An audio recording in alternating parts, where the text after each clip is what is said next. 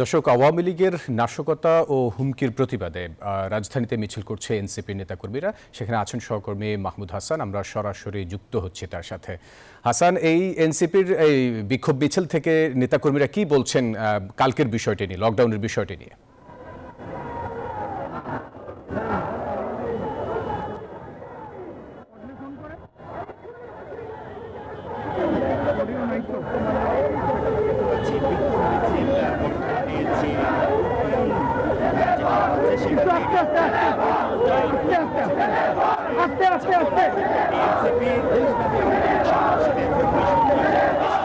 অস্থিতিশীল করার পায়তারার বিরুদ্ধে বিক্ষোভ মিছিল এবং তারা কিন্তু ঘোষণা দিয়ে আজকে কিন্তু এই সন্ধ্যা পরপরই তারা এই বিক্ষোভ মিছিল করছে।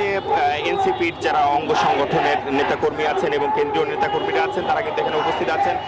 আপনারা জানেন, আমি জানাতে চাই যে আগামীকাল অর্থাৎ 13 নভেম্বর কিন্তু কার্যক্রম নিষিদ্ধ যে আওয়ামী লীগ তাদের যে কর্মসূচি, লকডাউন কর্মসূচি, সেটা যেন কোনোভাবেই বাস্তবায়ন না করা যায় এবং এই অস্থিতিশীল করার যে পায়তারা, সেই পায়তারার বিরুদ্ধে কিন্তু আসলে আজকের এই অবস্থান এবং এই অবস্থানের প্রেক্ষিতে কিন্তু নেতাকর্মীরা এখানে অবস্থান নিয়েছেন এবং তারা রূপায়ণ টাওয়ার থেকে এখন তাদের অস্থায়ী যে কেন্দ্রীয় কার্যালয় সেখান থেকে তারা বিক্ষোভ মিছিলটি বের করেছেন এবং বিক্ষোভ মিছিলটি শাহবাগ হয়ে আবারও রূপায়ণ টাওয়ারে এসে শেষ হবে এমনটা কিন্তু আমাদেরকে জানানো হয়েছে। এখানে কেন্দ্রীয় নেতারা আছেন, একই সাথে ছাত্র, যুব ও যারা নেতাকর্মীরা আছেন তারাও এখানে উপস্থিত আছেন।